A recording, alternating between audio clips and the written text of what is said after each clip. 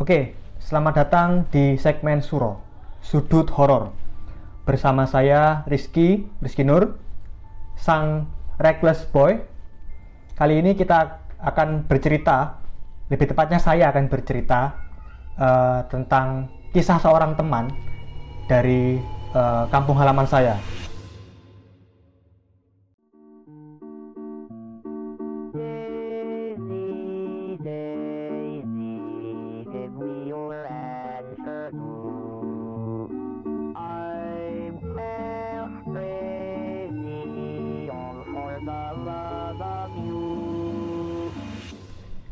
Sebut saja namanya Tohari.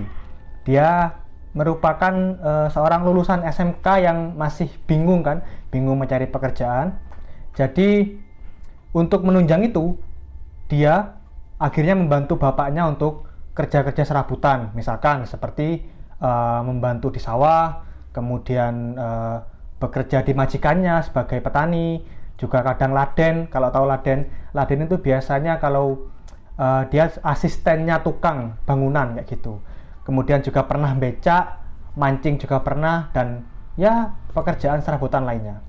Dan tibalah di suatu hari sebuah info yang sangat segar, sebuah informasi tentang pekerjaan dengan gaji yang lumayan besar. Katakanlah namanya gelantang bako. Bagi kalian yang nggak tahu gelantang bako itu apa, gelantang bako itu adalah pekerjaan yang merupakan memasang tembakau atau hasil dari sulaman bakau dan digantung di atas gudang-gudang seperti itu. Pekerjaan seperti ini bisa dibilang cukup sulit juga karena memerlukan ketangkasan, juga kondisi fisik tubuh yang cukup ideal dan sehat, karena kalian akan dipekerjakan untuk naik-naik ke atas gudang seperti itu untuk menggantung tembakau. Namun pekerjaan sesulit ini pada akhirnya tetap membuat seorang Tohari untuk tetap kekeh untuk kerja dikarenakan gajinya yang lumayan besar. Setelah menyetujui tentang pekerjaan tersebut, pada suatu malam Tohari mengajak temannya, partner kerjanya, namanya Sanusi lah, katakanlah Sanusi, untuk bekerja bersama dia. Setelah semua bako selesai disulam dan siap ditata dan digantung di atas langit-langit gudang, Tohari saat itu hanya berdua dengan kawannya tadi, Sanusi. Kemudian sembari gelantang bako, mereka sangat asyik menyedot rokok dan mendengarkan nyanyian dangdut dari sebuah radio tua milik majikannya. Di samping itu, Tohari dengan semangat mudanya yang cukup menggelora juga memanfaatkan keadaan atau pekerjaan menggelantang bako itu untuk mengintip perempuan mandi, katanya begitu. Mungkin kegiatan mengintip itu menjadi malapetaka tersendiri karena setelah beberapa sulam bako dipasang, terdengar suara-suara aneh dari belakang gudang bako. Diketahui bahwa di belakang gudang itu tidak ada apa-apa, di situ hanya ada ruang kosong. Ya, paling ada beberapa pohon pisang yang berdiri di sana.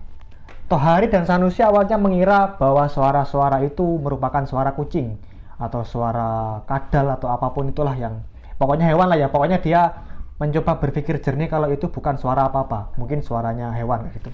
Beberapa jam terlewati. Kini gudang sudah separuh penuh dengan gantungan bako. Kegiatan gelantang dikatakan sudah hampir selesai.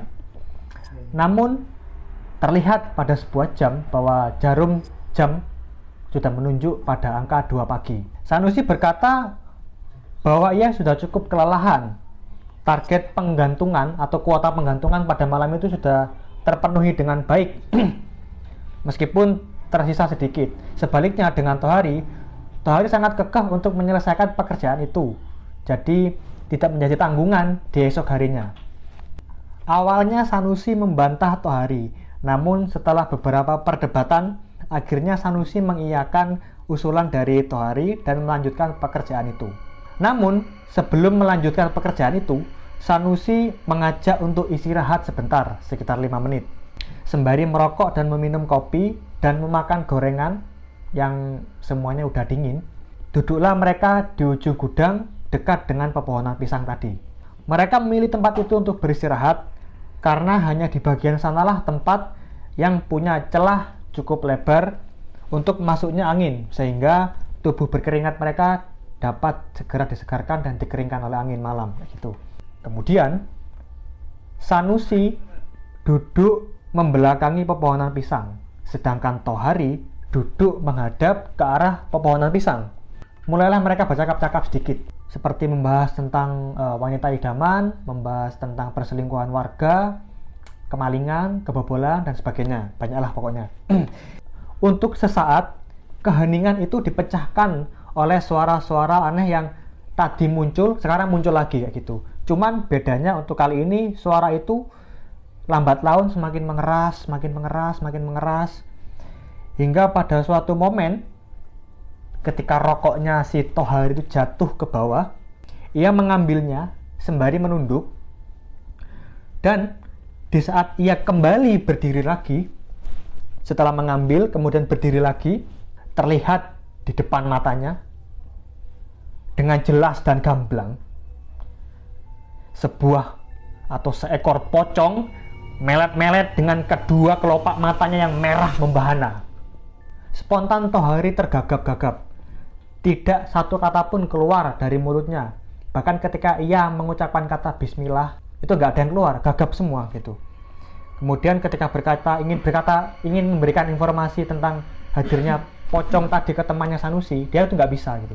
Kemudian Sanusi yang sedari tadi sebenarnya sudah meragukan bahwa suara-suara aneh itu ternyata adalah suara si hantu, seketika ia mencengkeram pundak Tohari dan menyeretnya keluar gudang.